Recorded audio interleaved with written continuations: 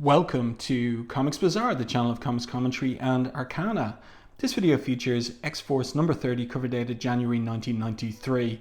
The cover caption is Adam X the Extreme is back and things have never been deadlier. He made his appearance at the end of the previous issue in the cliffhanger, and so we're going to get a fight between him and Shatterstar. Of course, Adam X's first appearance was in X-Force Annual number 2 prior to issues 29 and 30 of the title itself. The cover is by Tony S. Daniel, inked by John Holdredge. I think it's pretty decent. Let's open this one up to the splash page. We get 22 pages of story and art in this issue. The title of the story is Something Worth Fighting For. And the creative team is down here. Fabian Nicieza, writer, Tony S. Daniel, penciler, Kevin Conrad, John Holdredge, and Barry... hold on now. I'm trying to remember the first name of the Gorder character, or inker. Can't remember his name. These are the inkers. When we've got 3 inkers, that's an indication that there's a little bit of a deadline crunch in order to get this one off to the printers. The rest of the creative team, Chris Eliopoulos on letters and Marie Javins on colours. So that's a pretty decent splash page. Shatterstar is back in his Rob Liefeld original costume and he is going at it against Adam X there. We don't need to read any of those narrative captions because it's all just about what we already know from the previous issue. Both of these are prisoners of Arcade and Murder World and he's forcing them to fight each other. So we've got to turn this one over to the side in order to see the layout that Tony Daniel has come up with. I'm pretty sure that he was looking at Rob Liefeld's issues of X-Force in order to get inspiration for how he was going to draw Shatterstar in the original costume, and I think he does a very good job here on this particular page. It's dynamic, it's interesting looking. That's very much a Rob Liefeld pose there, that 3/4 profile on Shatterstar. And so, you know, like there is macho dialogue going on here between the pair of them. Shatterstar says, "What makes you think that conclusion of our contest would end with you being the victorious one?" And Adam X says, "Oh, just the fact that I'm faster, stronger, and better than you." And Shatterstar says, "Well met, soldier, but it is not sufficient to force a Cadra Alliance warrior into submission." "I'm not a soldier," Shatterstar says Adam X as he kicks at him. "I have fought against soldiers and armies my entire life. I do not fight. I've never fought because I want to, but rather because I have to." So his hand is being forced in some way. Well, let's continue and get into the story and find out exactly what is going on. So the fight continues there. You can see Adam X, he's a mutant. He has a mutant power, but what is it? He says here, "Blood has been drawn.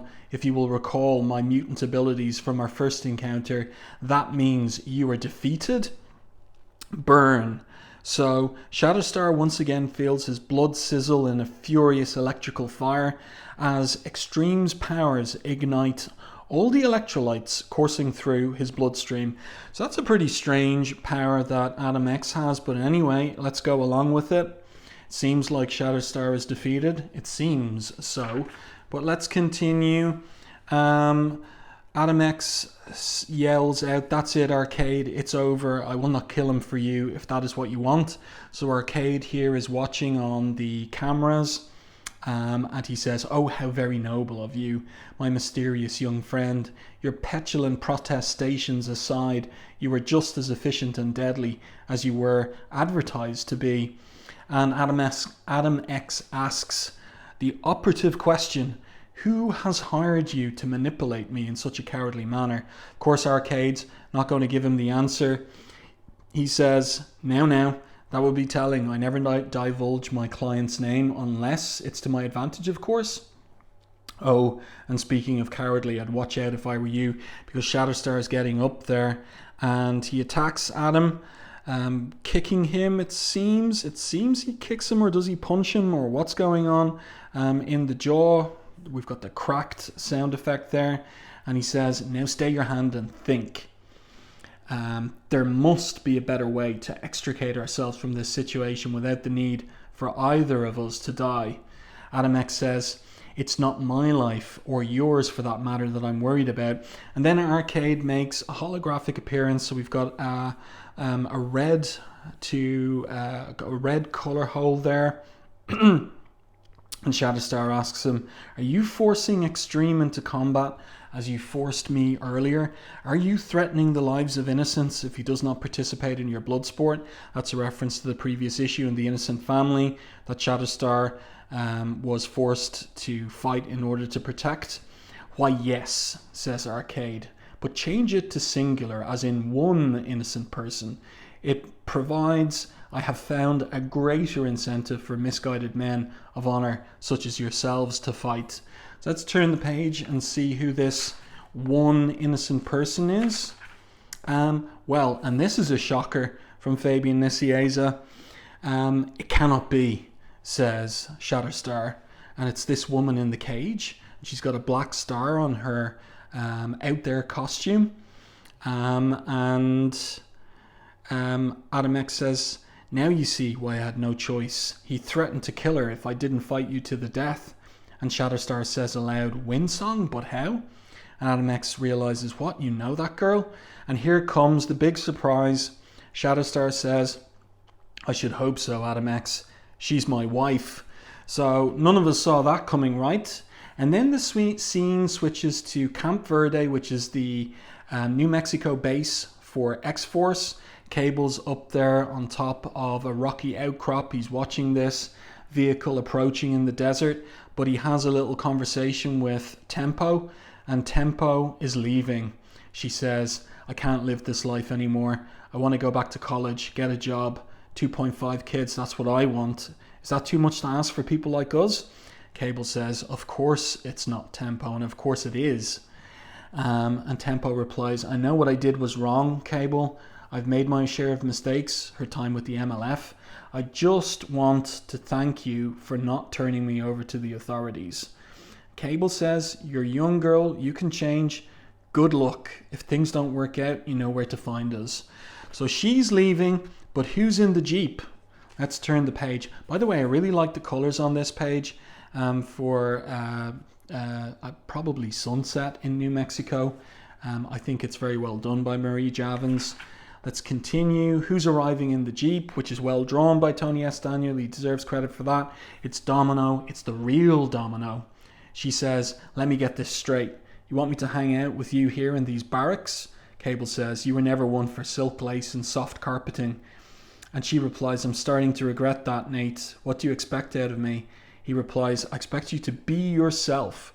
The kids need that. They need you. So, of course, this is a prompt for her to refer to the fact that up to this point, X-Force has had a Domino, but it was a doppelganger. Oh, I get it. Isn't that rich? Be myself. How can I do that when the Domino all these kids knew was that scheming metamorph Vanessa Carlyle impersonating me? And Cable replies interestingly, and I've impersonated a heartless soldier, and Strife has impersonated me. Around here, we're used to that kind of thing. You know, she says, I should have my head examined for this. That's a very kind of Liefeld-esque pose. Obviously, Domino doing a lot of yoga to get into that particular pose. But it's pretty cool. Tony S. Daniel doing very nice work. And then, on a bluff beyond the camp's communications bunker, James Proudstar, the mutant codenamed Warpath, watches Cable and Domino's reunion. He sees Cable's awkwardness, imagines the older man's hesitant words. James knows how Cable feels about her, just like Cable knew how James felt about Teresa. So he goes down into the bunker, sirens cleaning up from shattering the screens of the computer screens and TV monitors. And she says, I'm sorry for what I did before. I didn't mean to use my scream at you like that. It was the previous issue. But what you said, it scared me. And James says to her, Terry, I told you I care about you because I do. But I want to help you because you need it, not because of what I'll get out of it. So this is selfless, altruistic, maybe true love. He says to her, you're my friend. I want to see you happy, and you're not. And that tears me up inside because she's been drinking A lot. Jimmy, you're a good man, she says. No, I'm not yet, but I'm trying, he replies. And she says, I think I need to go home for a few days. I need to feel connected to a place again and straighten my head out a bit. So how do you feel about taking a holiday, my friend? Do you want to come with me? With you, he says. Home? You mean home? Aye, to County Mayo in Ireland. I want to show you where I grew up. I want to show you Cassidy Keep. So we switch to Cassidy Keep. Who's that big figure, that hulking figure on the hill going up to the castle? This gloved hand knocking on the door. Now, who could be calling at this hour? Oh Lord, you? Michael. So very good to see you again. I wish you were as glad to see me. Taking up residence in a home which should be mine. What a tacky thing for the family lawyer to do. Little missed letter there. The master's back, Michael, to take care what is his. Black Tom has come home. And where Black Tom goes, there's the Juggernaut. And that's a pretty cool hulking figure of the Juggernaut there behind Black Tom. So Black Tom has attacked the family lawyer. Why? Well, we'll find out more about things in the previous issue and also what's wrong with his face as well. It's a nice page by Tony S. Daniel. I'd say he was happy with that one. And then we're back to Murder World.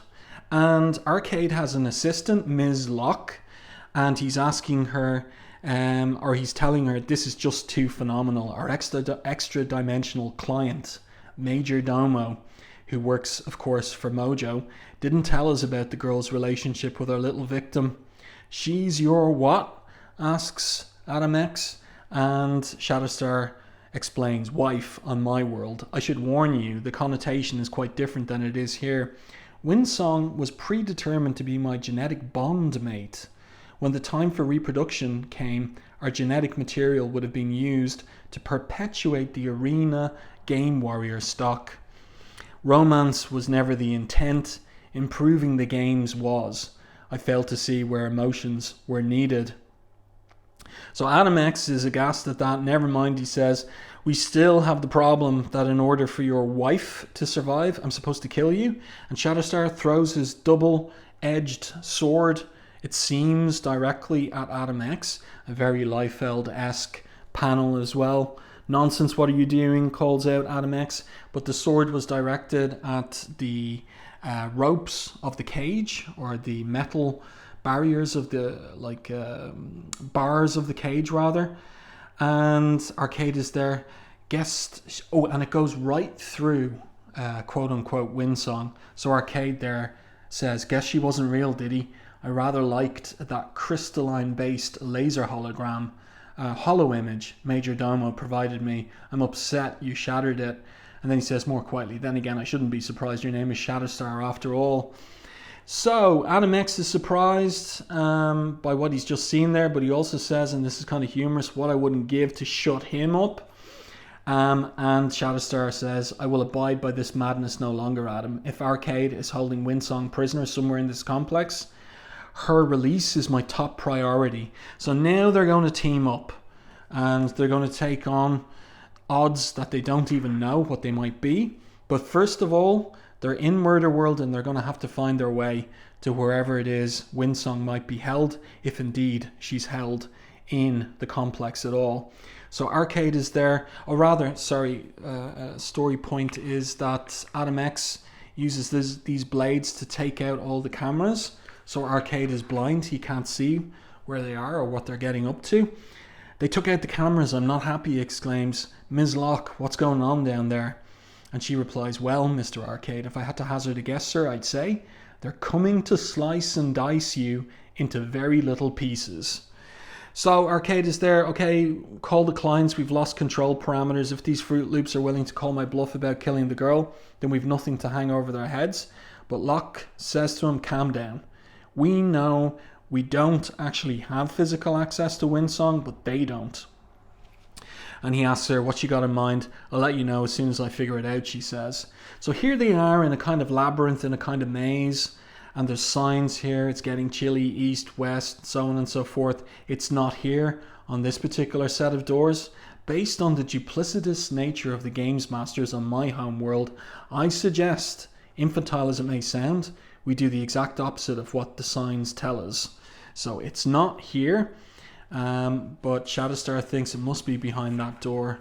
So they open the door. There's a note there, ha ha, ho ho. So nobody there. If Arcade is watching, he's getting a pretty good laugh right now, says Adam X.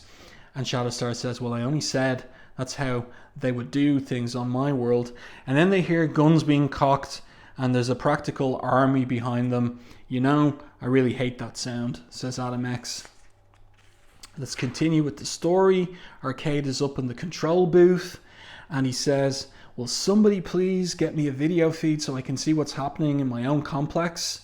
So the assistants are working on it. Then the feed comes through, and it's a big anchor image of Adam X and Shatterstar versus that security team, that Murder World security team. And Shatterstar here is asking, where is Winsong being kept, soldier? Talker, I will cut out your tongue. And Adam X says, well, that would do the trick. So Arcade is going to run. Sayonara, arrivederci, hasta luego, he says. Call Mr. Milbury. Tell him I'll be returning his cash deposit to his numbered account in Zurich. Contact Major Domo. Tell him he can take his. I assure you, Arcade, Shatterstar will not place his wife in jeopardy and stick it up where? So Adam X and Shatterstar arrive. So Mr. Milbury is interested in Adam X, whoever Mr. Milbury might be, but it was Major Domo was interested in Shatterstar, and Arcade thought he could have a bit of fun by pitting the two against each other. So Shatterstar says here, turn Winsong over to me now, or I assure you a horrible death is the nicest thing I could do for you. So Ms. Locke has engaged something on the computer. Well, since you asked so nicely, let's turn the page. We've got that hollow image working again of Winsong. She turns to Shatterstar and she says, Shatterstar, my love, how I've missed you. They're going to kill me. Don't let them do it. Slay the one named Extreme. Kill him now and they will let us go free. And there's a colouring error here. She says, please, love, we can be together again. So the colorist has coloured Winsong as if she were Ms. Locke. And Locke says, this detonator is primed to trigger explosives built into her manacles. You make one move to hurt any of us and she's dead. So Arcade says, yeah, what she said, what's it going to be? I'm on a tight schedule here, kill or be killed. And Shatterstar says, I cannot risk her life any longer and I do not wish to take yours, Adam. So Adam is bemused. Well, what are you going to do? The only logical avenue left to me. So here's a shocker. It should have been on a page turn. A bigger panel would have been a better idea. Is he stabs himself in the chest with his own sword, his short sword. Everybody's shocked by that. Adam X included. Arcade is laughing there. Joke's on him. His beloved wife was never here to begin with. Ms. Locke simply reprogrammed the hologram systems in order to trick both of you. So Arcade picks up Shatterstar's sword.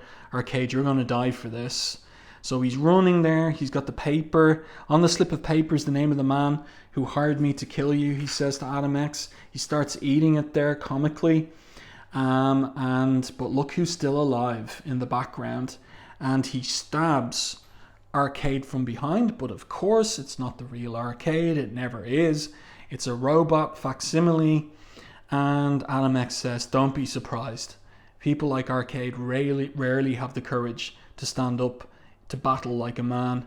Speaking of standing, he says, how is it that you still are? But Shatterstar simply says, later. And then he turns to Ms. Locke and sticks the sword in her face, the double-edged sword. Ms. Locke, today your employer made a very big mistake, as did your clients. Tell them both. We will not forget this. So it's the final page already. An hour later, you can see it's a quick wrap-up. After Arcade's travelling murder world has been taken down, leaving the police and local media to wonder who was responsible for all the damage. There's some back and forth between Adam X and Shatterstar. They each respect each other now. And Shatterstar says, as for the suicide ruse, I know what my body's restorative abilities are capable of. I missed all my vital organs by quite a ways. As for their desperate ploy regarding Winsong, it was rather easy to see it for the lie it was, he says, considering that I've never had the opportunity to meet my wife. So Adam X says, nice marriage. Goodbye, Shatterstar, be good. So off goes Adam X, and in the previous issue, Richter dropped Shatterstar off in the city. He says, perfect timing, he's just rolled up. Perfect timing, I got all the supplies I needed to go back to Camp Verde. So how was your day?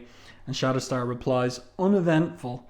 So Richter says, oh, look, lots to talk about, huh? Gonna be a long ride home, I take it.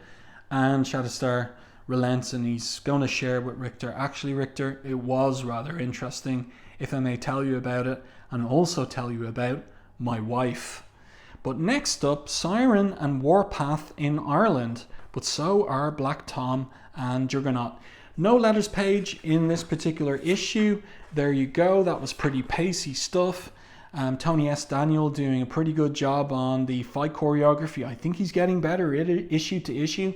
Definitely think he was looking at Rob Liefeld's X-Force comics and the way that he drew Shatterstar in the original costume for inspiration here. And I think this is a pretty good job. And I think he does an even better job in the next issue, the one set in Ireland.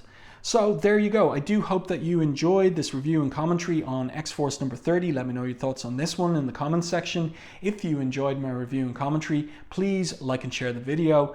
And if you haven't done so already, subscribe to the channel and stay tuned for more content like this.